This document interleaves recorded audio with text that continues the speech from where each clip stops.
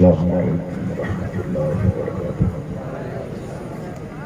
نحمده ونصلي ونسلم على رسوله الكريم ما بعد وأعوذ بالله من الشيطان الرجيم بسم الله الرحمن الرحيم تھوڑا طریقہ تھوڑا سا سامنے آئیے پڑھے لکھے لوگ ہیں آئیے تھوڑا سا سامنے آئیے فلتنظر نفس ما قدمت لغد آمنت بالله صدق الله العظيم وصدق رسوله النبي الكريم ونحن على ذلك لمن الشاهدين والشاكرين والحمد لله رب العالمين سنیے بس درود شریف پڑھیے اللہ درود شریف پڑھیے سیدنا مولانا محمد بن عبد نحن الله امام محمد صلی اللہ علیہ وآله وبارك وسلم صلی اللہ تعالی علیہ وسلم رام گڑھ کی تاریخ کا ایک عظیم الشان جلسہ اختتام پذیر ہونے والا ہے۔ اس علاقے میں جلسے اکثر ہوتے رہتے بابو ذرا یہ کو کم کر دو یہ کو کم کرو اس علاقے میں ساؤنڈ بڑھاؤ یہ کو کم کرو اکثر جلسے ہوتے رہتے ہیں، لیکن ایک شاندار پنڈال، خوبصورت سجاوٹ، اتنا بڑا مجمع، ایک منٹ کے لیے بھی جلسہ آپ کا کہیں سے کمزور نہیں ہوا۔ الحمدللہ نیت اچھی ہوتی ہے تو اللہ تبارک و تعالی اس کام میں برکتیں عطا کرتے ہیں۔ بہت اچھا رہا۔ ہمارے حسن رضا اطہر بخاری کی عظامت میں جلسے کو تھامے رکھا، کہیں سے کمزور نہیں ہونے دیا۔ ہمارے شاعر اسلام دلبر شاہی کی نعت خوانی میں بھی جلسے میں چار چاند لگایا۔ مصلح ملت جناب آصف اقبال صاحب کی مختصر خطابت میں جلسے کو پروان چڑھایا۔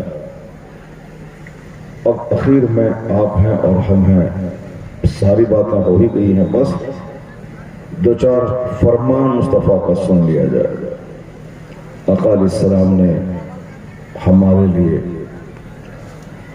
اور ہماری اولاد کے لیے اور پوری کائنات کے لیے اس رحمت للعالمین نے کیا کچھ کہا۔ باتیں تو سرکار کی لاکھوں ہیں، بس صرف دو تین بات سن لیا جائے۔ بارش ہونے دیجئے، بارش رحمت ہے۔ دو چار قطرے بارش جب شادی کے موقع سے پڑ جائیں تو سمجھ لیں کہ وہ تقریب کامیاب ہو گئی، اور جلسہ و جلوس میں اگر دو چار قطرے پانی کے پڑ جائیں تو سمجھ لیں کہ وہ جلسہ اللہ کی بارگاہ میں مقبول ہو گیا۔ اس لیے بارش سے بھاگا نہ جائے، بلکہ بارش کا انتظار کرے آدمی کہ بارش ہو، ورنہ رات بھر آپ جگہ بارش نہیں ہوئی، اس کا مطلب ہے کہ آپ خشک ہیں۔ اب آخر میں بارش ہونے والی ہے یا ہو جائے گی یا قطرے دو چار پڑ گئے، سمجھ لیں کہ بس آپ کا آنا بیٹھنا یہاں سے جانا سب کامیاب اور برآمد ہو گیا۔ آقا علیہ السلام کی بس ایک حدیث پاک سے میں گفتگو کا آغاز کرتا ہوں۔ آقا نے فرمایا کہ لا تدخلون الجنت حتی تؤمنوا۔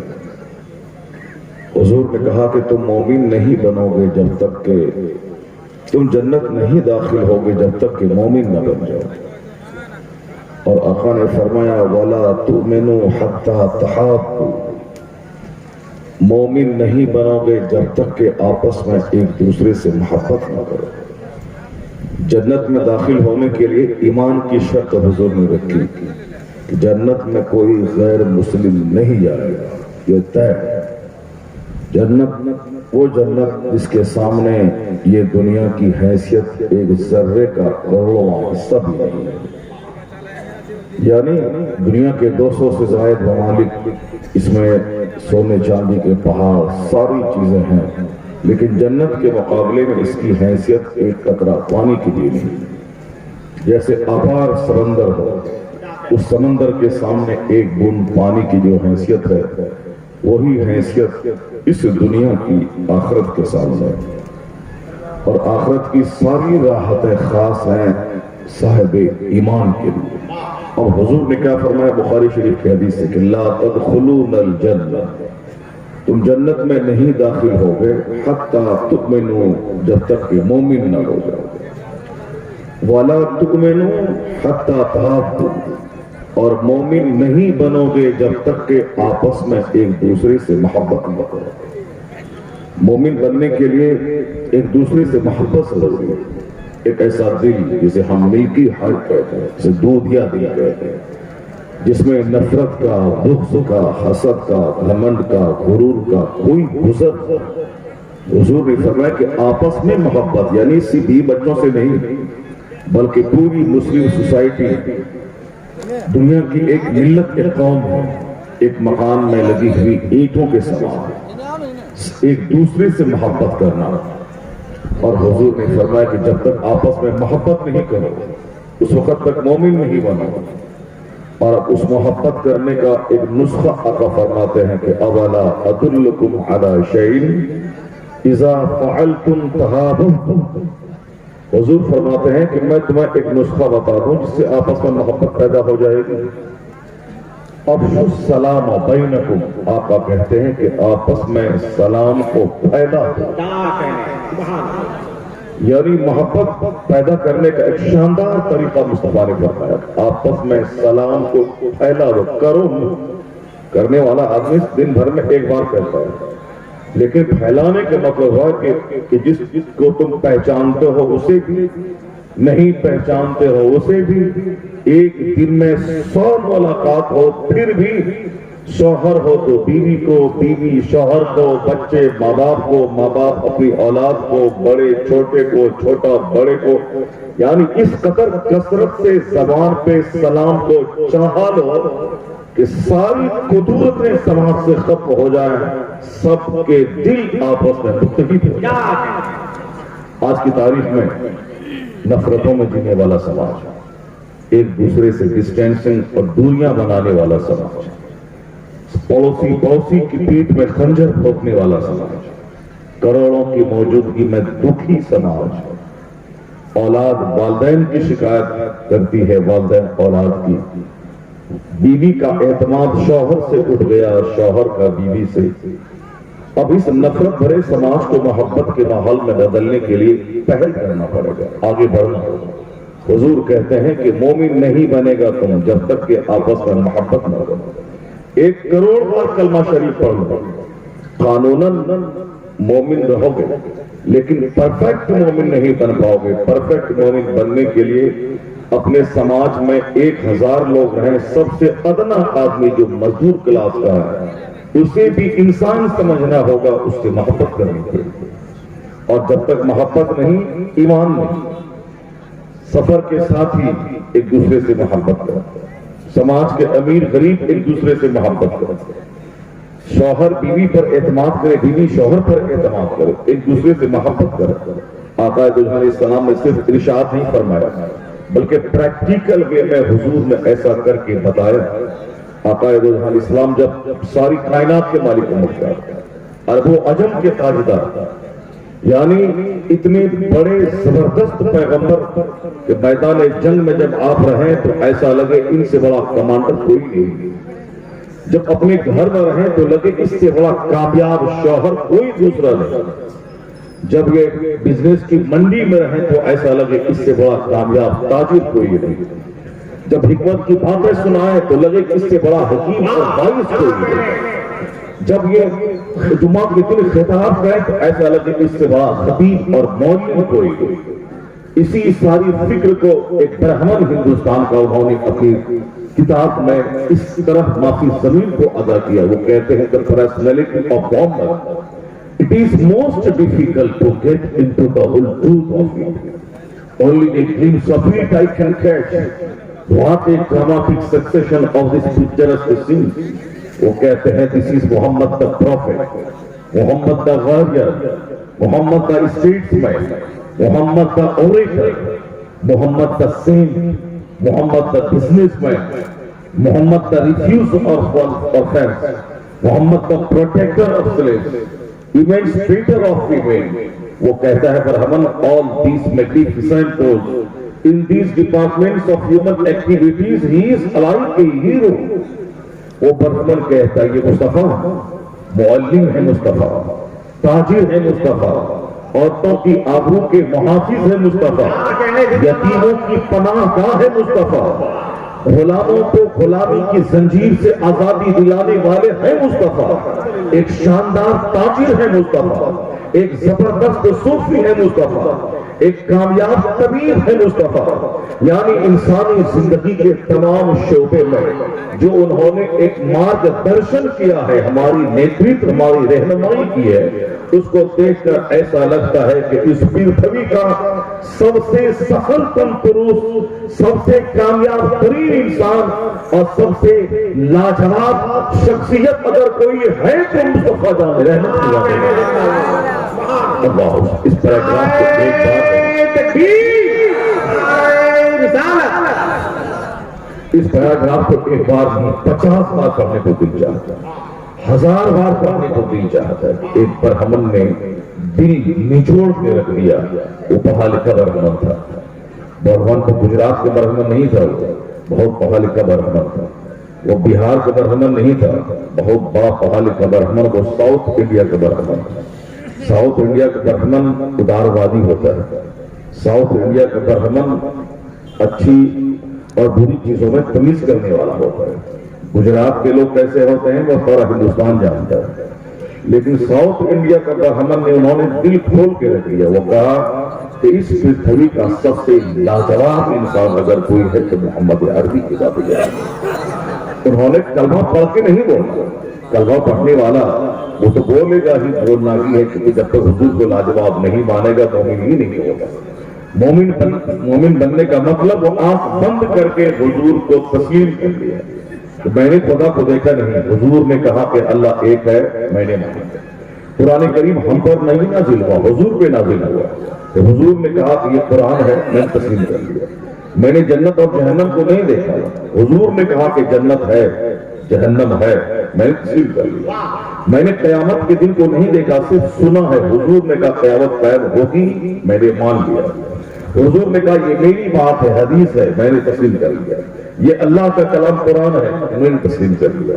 یعنی بلائنڈلی آنکھ بند کر کے حضور کی محبت ہی ایمان کی سب سے بڑی دلیل ہے. اگر اس محبت میں تھوڑی سی بھی کمی ہوئی، یہ ڈاؤٹ اللہ کی ذات پہ جائے گا. کیونکہ ہم نے اللہ کو دیکھا نا. حضور نے کہا کہ اللہ ایک، اور اللہ نے اپنے محبوب پہ قرآن نازل کیا کہ قل هو اللہ احد، کہ حبیب آپ کہہ دیجئے وہ اللہ ایک. تو اللہ اپنے محبوب سے کہتا ہے، محبوب ساری کائنات کو کہتے ہیں.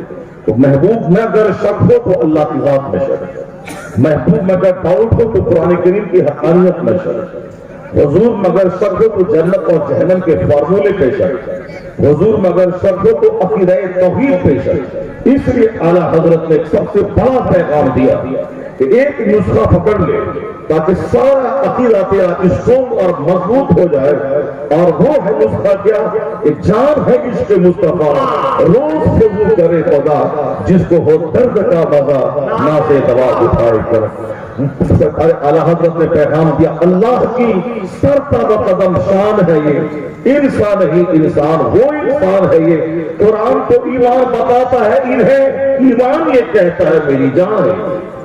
یعنی پیغمبر اعظم علیہ السلام سے جتنی محبت پختہ ہوتی چلی جائے گی، عقیدہ توحید مضبوط ہوگا، عقیدہ آخرت مضبوط ہوگا.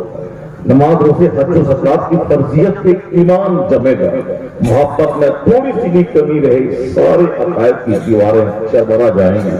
جن لوگوں نے محبت میں کمی کی تو یہ حضور کی بشریت پر انگلی اٹھایا. جن لوگوں نے محبت میں کمی کی سرکار کے علم غیب کو انہوں نے تنقید کی. جس نے محبت میں کمی کی وہ حضور کے اختیارات اور تصرفات کو انہوں نے انگلی اٹھائی. جس نے محبت میں کمی کی نماز روزے حج و زکات سے دامن جھاڑ کر چند بدعتوں اور خرافات کو انہوں نے تھامے رکھا. جیسے اہل سنت و جماعت میں کچھ لوگ ایسے جو صرف نماز روزے حج و زکات کو چھوڑ کر میلاد، فاتحہ، چادر، سندل، گاگا کو انہوں نے پکڑ کر اور کہا کہ نماز پڑھنے سے کیا ضرورت، میں نے مرشد کا دامن تھام لیا، وہ جنت لے کے چلے جائے گا. جبکہ مرشد کا مطلب ہے مرشد وہ ہے جو نماز کا راستہ دکھلا. مرشد وہ ہو جو قرآن کی تلاوت کا راستہ دکھلائے، مرشد وہ ہو جو جنت جانے کا طریقہ سکھائے، مرشد وہ ہو جن کو دیکھنے کے بعد بے نمازی کو نماز پڑھنے کی توفیق مل جائے، مرشد وہ ہو جن کو دیکھنے کے بعد حضور کی سنتوں پہ عمل کا جذبہ پیدا ہو جائے۔ اسی لیے مرشد کا دامن تھما جاتا ہے، مرشد کوئی پر عمل نہیں ہوتا، مرشد کا تلوا چاٹا جائے، مرشد کا جوٹا پیا جائے، مرشد کے پاؤں کو دھو کے پیا جائے، وہ کوئی دوسرے لوگ ہیں جو ایسا کرتے ہیں۔ مرشد کی محبت کا مطلب ہے کہ میں جس کے ہاتھ میں نے ہاتھ دے دیا، اس نے جو مجھ سے وعدہ کیا لیا ہے، جو کانٹریکٹ اسے میں نے کیا ہے کہ اب میں جھوٹ نہیں بولوں گا، اب میں زنا نہیں کروں گا، میں سنیما نہیں دیکھوں گا۔ عورتیں وعدہ کرتی ہیں اب میں بے پردہ نہیں پھروں گی، میں شوہر کی نافرمانی نہیں کروں گی، میں گالی گلوچ میں نہیں رکھوں گی، میں گانے فلمی ڈرامے نہیں سنوں گی، میں اپنے شوہر سے لڑائی جھگڑا نہیں کروں گی، میں پڑوس کی عورت کو میں لڑائی نہیں کروں گی، یعنی اپنے وعدے پہ قائم رہے، نماز روزے حج جو سارے فرائض و واجبات کی پابندی کروں گی، اور مرد کہتا ہے میں کروں گا، تو اس کا مطلب ہے کہ مرشد مجھ سے وعدہ دیتا ہے کہ دانا چھوٹے چھوٹے مگر نماز نہیں چھوٹنا چاہیے، زکات نہیں چھوٹے، حج فرض ہو تو حج فرض کی ادائیگی میں تاخیر نہیں ہونے پائے، یعنی مرشد وہ ہے جو میرے دل میں اللہ کا ڈر دکھاتا ہے، مرشد وہ ہے جو میرے دل میں مصطفیٰ کی محبت دکھاتا ہے۔ اب اگر کوئی یہ بولے کہ نماز پڑھنے کی ضرورت نہیں ہے تو مجھ سے مرید ہو گئے میں جنت لے کے جاؤں گا، یہ مرشد نہیں ہے، یہ بلکہ یہ مرشد جہنم ہے، جہنم لے جانے والا مرشد ہے۔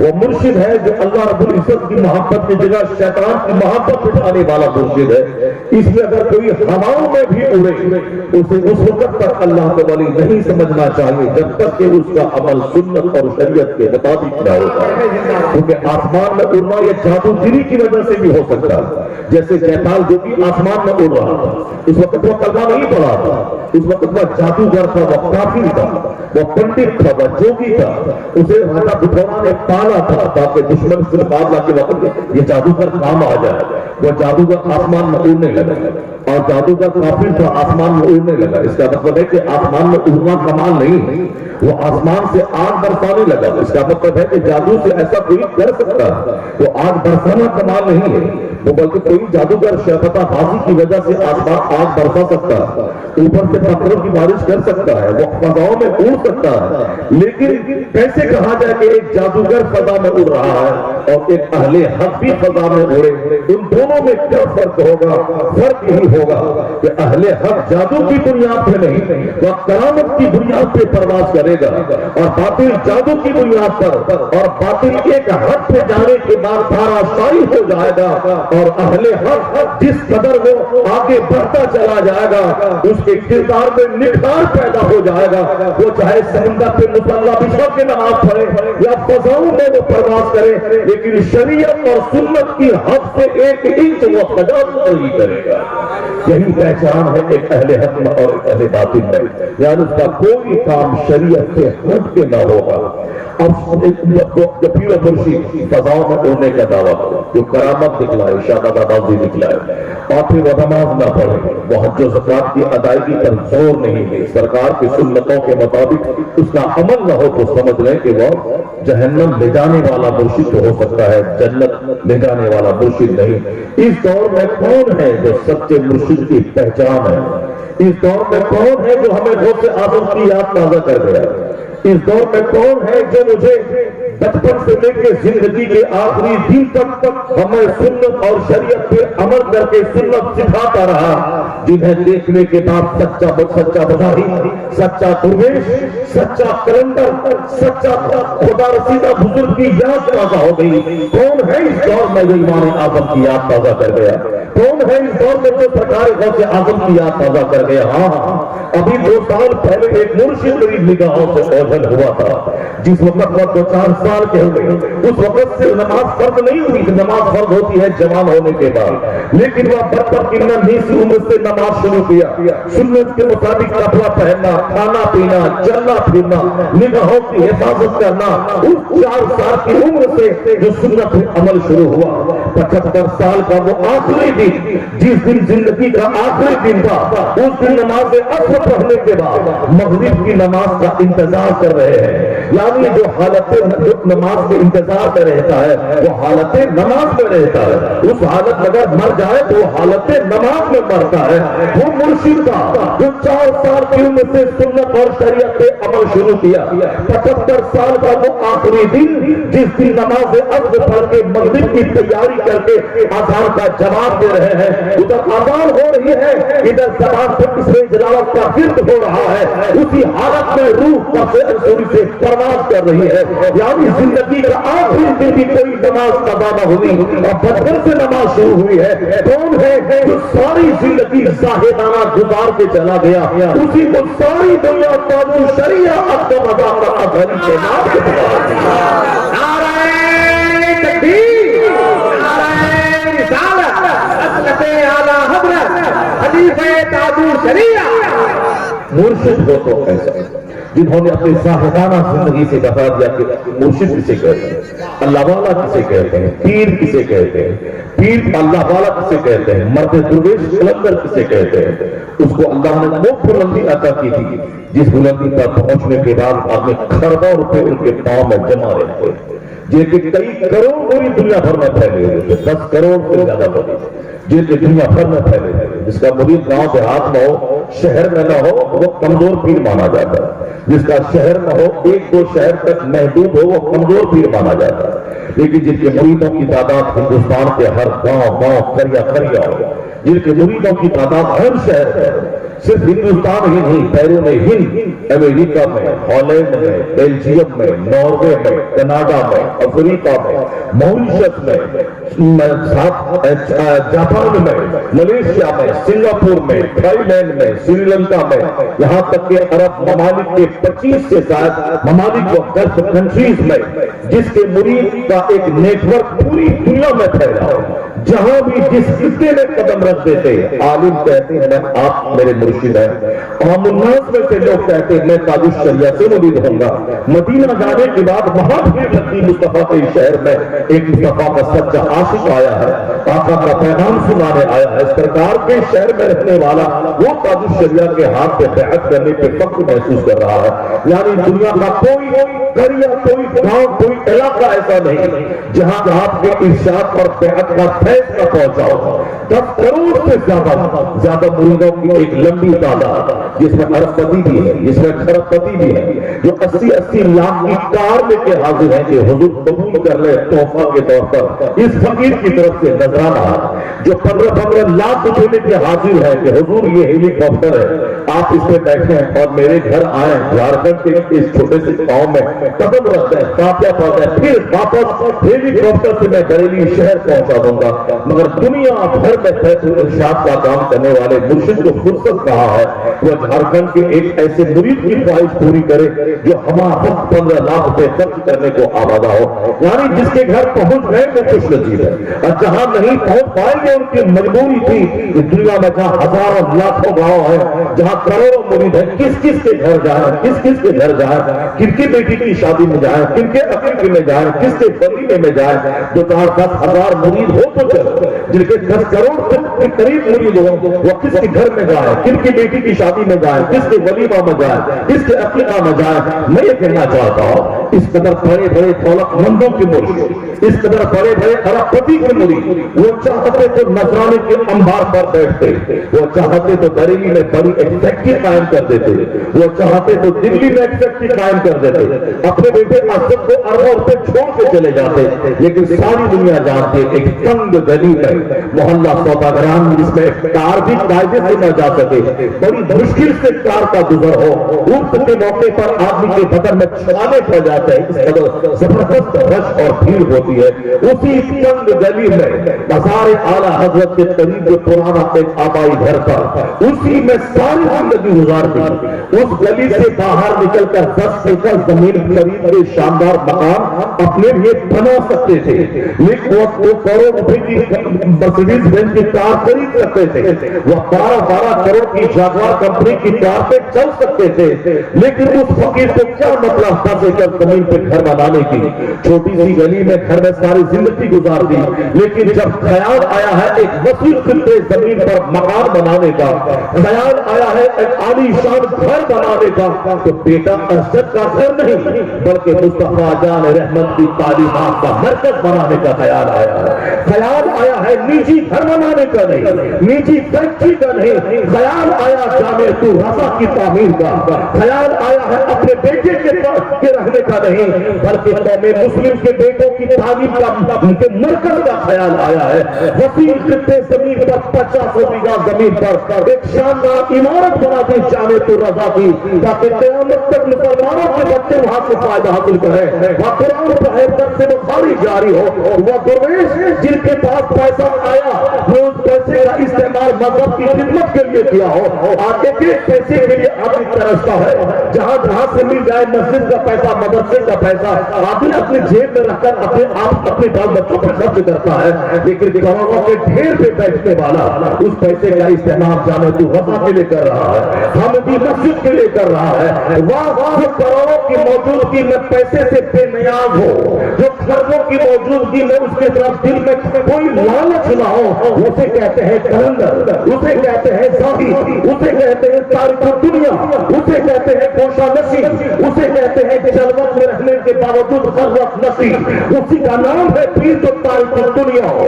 ایک ابھی تارک السلطنت ہوتا ہے، ایک تارک دنیا ہوتا ہے۔ ابو داؤد بھائی کی یاد تازہ کر گئے، غوث اعظم کی یاد تازہ کر گئے، دنیا آئی اور دنیا کو چھوڑ دیا اور اس دنیا کا استعمال مذہب کی خاطر کیا، جو کروڑوں کے ڈھیر پہ بیٹھ کر فقیر بنے، اسی کا نام تاج الشریعہ اللہ معاف پر رضا کا ہے۔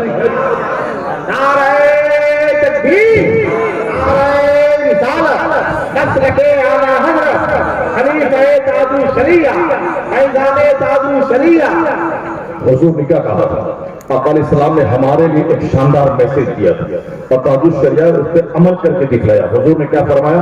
بس صرف ایک حدیث غور سے سن لیں، آپ سمجھ جائیں کہ زندگی کا سارا فارمولا حضور نے اس میں جمع کر کے رکھ دیا ہے۔ نصیحت کے سمندر کو کوزے میں بند کر دیا ہے مصطفیٰ، دنیا بھر کی لاکھوں کروڑوں باتوں کو ایک حدیث میں جمع کر دیا ہے مصطفیٰ۔ مشکوٰۃ شریف کتاب و رکعت کی حدیث پاک ہے۔ حضور کیا فرماتے ہیں اپنے غلاموں سے کہ اغتنم خمسا قبل خمس، یعنی میرے غلاموں دنیا کی کوئی چیز ایک حالت پر نہیں رہے گی۔ جو کل جوانی میں چیختا اور چلاتا تھا آج بڑھاپے میں بات نہیں کر سک رہا تھا۔ جو لوگ اس طرح مرگ پہ بیٹھے سوئے رہتے ہیں وہ اپنے بیٹے کے چہرے کو دیکھتے ہیں، وہ چاہتے ہیں کہ میں نصیحت کروں، وہ چاہتے ہیں کہ میں بیٹے کو کچھ سناؤں، مگر آواز ہی نہیں نکل پاتی ہے، آنکھوں سے آنسو کی قطرے بہنے لگتے ہیں۔ یعنی وہ آنسو بہا کے بچوں کو بتانا چاہتا ہے کہ میرے لال میرے بیٹے میں جو کچھ کہنا چاہتا ہوں بول نہیں پا رہا ہوں، آواز نکل نہیں رہی ہے۔ یہ تقریباً اکثر لوگوں کی یہی کہانی ہوتی ہے، جو لوگ موت کے بستر پہ رہتے ہیں آواز بند ہو جاتی ہے، بیماری اسے نڈھال بنا دیتی ہے، وہ آواز صاف نہیں نکل پاتی ہے، دانا پانی بہت دنوں سے چھوڑے ہوئے رہتے ہیں۔ یعنی جو جوانی میں چلاتا تھا اور اس وقت بڑھاپے میں وہ چلاہٹ نہیں رہتی ہے، اسے وہ آواز کی گرمی نہیں رہتی، کاروبار بہت شفاف پہ رہتا ہے۔ اللہ تعالیٰ سب کو زندگی میں موقع دیتا ہے، سب کو نہیں بلکہ جس کو چاہتا ہے اپنے حساب سے موقع دیتا ہے۔ اللہ تعالیٰ کمانے کا موقع دیتا ہے، پیسوں کی بارش ہونے لگتی ہے، اس وقت اپنے آپ پہ کوئی کنٹرول نہیں کرتا ہے، بس پیسے کی بارش ہوئی وہ سمجھنے لگتا ہے کہ پیسہ میرا حق ہے، میں نے بہت بڑا تیر مارا ہے جس کے بدلے میں اللہ تعالیٰ مجھ کو پیسوں کی بارش کر کے مجھ کو نہلا رہا ہے۔ اب اسی نشے میں شرابور رہتا ہے، مسجدوں سے دوری، مدرسوں سے دوری، خانقاہوں سے دوری، عالموں سے دوری، انسانیت سے دوری، آدمیت سے دوری، زبان سے بولنے میں گھمنڈ ٹپکتا ہے، گرمی ٹپکتی ہے، چلنے سے میں گرمی، بیٹھنے میں گرمی، بات میں گرمی، کوئی جائے تو صاحب آپ لوگوں کو صرف وہی مدرسہ مسجد خانقاہ وہی چندہ فطرہ قربانی، یہاں دنیا بھر کا کام ہے، دنیا کہاں سے کہاں پہنچ گئی، آپ کو بس وہی ایک چندہ ہے، وہی ایک مدرسہ ہے، وہی کھلانا چاہیے۔ اب بات میں گرمی، پہلے جو مدرسہ جاتا تھا اب اب وہ مدرسہ جانا اپنی توہین سمجھنے لگتا ہے. اب وہ کہاں جائے گا؟ وہ اپنے فرینڈ سرکل، کافر دوستوں کے سرکل میں جائے گا. وہ بزنس مین کے بیچ میں بیٹھے گا. وہ ارب پتی ہے تو کھرب پتی سے دوستی کر کے ان کے درمیان ان کی مجلسیں گرم ہوتی ہے. غریبوں سے دوستی کرنا یہ ان کی شان کے خلاف ہے. ان کے سلام کا جواب دینا یہ اپنی توہین وہ سمجھتا ہے. کوئی غریب ان کو سلام کر دے اسے گھور کے وہ دیکھتا ہے کہ تمہاری یہ اوقات تو تم مجھے سلام کرو. یعنی پیسہ اندر سے اسے جانور بنا دیتا ہے. آدمی چھین لیتا ہے پیسہ، اسے غرور کا پتلا بنا دیتا ہے. اللہ تبارک و تعالیٰ خوب برساتا ہے، خوب برستا ہے پیسے کا پانی. 4-10 سال کے بعد دھیرے دھیرے بزنس ٹھپ ہوتا ہے. تو 4-10 سال کے بعد دھیرے دھیرے کسٹمر اس کے گھٹنے لگتے ہیں. 10-20 سال کے بعد دھیرے دھیرے فیکٹری کے ملازم دور ہونے لگتے ہیں. پروڈکشن اس کا ختم ہونے لگتا ہے. مارکیٹ میں اس کے پروڈکشن کا ڈیمانڈ کم ہو جاتا ہے. اب دھیرے دھیرے اس کی بساط سمیٹنے لگتی ہے. وہ اپنے ہاتھ اور پاؤں کو سمیٹنے لگتا ہے. کروڑوں سے اربوں سے کروڑوں میں آتا ہے، کروڑوں سے لاکھوں میں آتا ہے. اگر کوئی اس میں صبر کر کے رہا تو زندہ رہتا ہے، ورنہ کسی سے صبر نہ ہوا تو زہر کھا کے مر جاتا ہے. اپنی عزت کو بچانے کے لیے کہ میں اربوں میں کھیلتا تھا اب میں کروڑوں میں آ گیا ہوں، اب میں کیسے منہ دکھاؤں گا سماج میں؟ جو لوگ مجھے سیٹ کہتے تھے اب ان کے سامنے میں کیسے یہ بات سنوں کہ اب سیٹ صاحب غریب ہو گئے، سیٹ صاحب کا مال گھٹ گیا. اللہ تبارک و تعالیٰ روزانہ یہی کام کرتا ہے. کل یوم ہوا فی شان، ہر دن اللہ کی شان الگ الگ شان ہے. وہ کیا کرتا ہے؟ مردے کو زندہ کرتا ہے، مردہ کو زندہ کرتا ہے. وہ امیر کو غریب بناتا ہے، غریب کو امیر بناتا ہے، عزت دار کو ذلیل کرتا ہے، ذلیل کو عزت دیتا ہے. یہی کرتا ہے اللہ رب العزت. یہی کام ہے، دنیا چلاتا ہے. دنیا کا سارا کام ایک سسٹم کے تحت ہوتا ہے. دنیا کی کوئی چیز ایک حالت پر ہمیشہ نہیں رہتی ہے. نہ کوئی جوان ہمیشہ رہے گا، نہ کوئی دولت مند ہمیشہ رہے گا، نہ کوئی دنیا میں زندہ ہمیشہ رہے گا. نہ ایک جیسے لمحات ہمیشہ رہیں گے، نہ رات ہمیشہ رہے گی، نہ دن ہمیشہ رہے گا، نہ موسم بارش ہمیشہ رہے گا، نہ موسم گرما ہمیشہ رہے گا.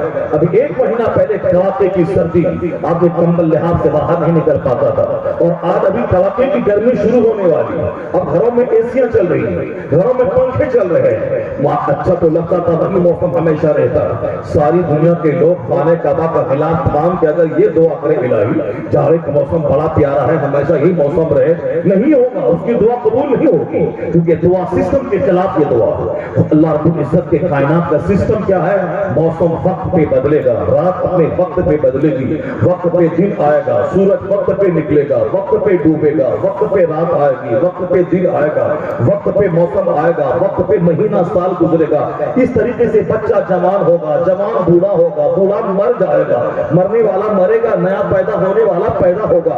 درخت چھوٹا رہتا ہے، پھر جوان ہوتا ہے، اس میں پھل نکلتے ہیں، پھر سوکھ کے ٹھنڈ ہو جاتا ہے، زمین سرخیز ہوتی ہے، فصلیں ہری ہو جاتی ہے، لہلہانے لگتی ہے، پھر فصل پک جاتی ہے، فصل کٹ جاتی ہے، ایک مردہ ہو جاتا ہے. جہاں فصلیں ہری لہلہا رہی تھی ابھی 1 مہینہ پہلے، اب وہاں دھول اڑ رہی ہے، ہوائیں اس دھول کو ذرات کو اڑا رہی ہے. ابھی ہوا تیز چلنے کا موسم آ گیا، ذرات دھول اڑ رہی ہے، ذرات اڑ رہے ہیں. آدمی کے کپڑے میں دھول، بدن میں دھول، چہرے میں دھول، گھر میں دھول. یعنی موسم ایک حالت پر نہیں رہتا، رات ایک حالت پر نہیں رہتی، دن ایک حالت پر نہیں رہتا. یہ باتیں ہمیں کیا کہتی ہیں؟ یہ باتیں ہمیں کہتی ہیں کہ جوانی ہمیشہ نہیں رہے گی، مالداری ہمیشہ نہیں رہے گی، فرصت کے لمحات ہمیشہ نہیں رہیں گے. یعنی زندگی کی پٹری ہمیشہ ایک جیسی نہیں رہے گی. تو دنیا سے فائدہ حاصل کر، وقت کا صحیح استعمال کر. اسے پیغمبر اعظم علیہ السلام نے کہا زندگی کی کوئی حالت، کوئی چیز ایک حالت پہ نہیں رہتی. بہت سارے لوگ اپنی فیکٹری پہ ناز کرنے والا، ایئر کمپنی جب سے بنی تھی اس وقت سے لے کے آج تک ایک دن بھی، یعنی کورونا کال سے پہلے تک ایک دن بھی فلائٹ بند نہ ہوگی، نہ انٹرنیشنل فلائٹ بند ہوگی، نہ ڈومیسٹک فلائٹ بند ہوگی. یعنی بندی کا نام ایئرپورٹ پہ تھا ہی نہیں. الیکشن ہو، ہولی ہو، دیوالی ہو، عید ہو، بقرعید ہو، फ्लाइटें घटती बढ़ती रहेंगी मगर एयरपोर्ट का दरवाजा बंद न होगा, ये कभी सोचा न होगा। रेलवे स्टेशन जब से ट्रेनें चलने लगी, रेलवे स्टेशन पे ताला कभी नहीं लगा, लेकिन कभी जिसने कभी सोचा नहीं था कि ऐसा हो सकता है। 10 महीने 11 महीने के अंदर इस कोरोना काल ने दुनिया वालों को बता दिया। एयरपोर्ट पे ताले लगे, वहां कुत्ते बोलने लगे, रेलवे स्टेशन पे ताले लगे, सन्नाटे का आलम तारी रहा। अमेरिका का अमेरिका की वो गलियां जहां 24 घंटे आलमी शबाब में गलियां रहती थी, मगर वहां अब कुत्ते बोलने लगे, वहां सन्नाटे का राज तारी हो गया। गोवा और समंदर, गोवा और बंबई के समंदर के किनारे जहां 24 घंटे नए जोड़ों की कहानियां देखने को मिलती थी, वहां सन्नाटा तारी हो गया। फैक्ट्रियां बंद हो गई। 50 लाख अरब रुपए के गवर्नमेंट से लोन लेने के बाद फैक्ट्री तैयार हो गई, फैक्ट्री में ताले लग गए। 1 अप्रैल से फैक्ट्री में मैन्युफैक्चरिंग शुरू होने वाली थी, फैक्ट्री में ताले लग गए, एयरपोर्ट पे ताले लग गए, रेलवे स्टेशन पे कुत्ते बोलने लगे, अमेरिका का सारा शहर वीरान हो गया, लोगों को घर में रहने की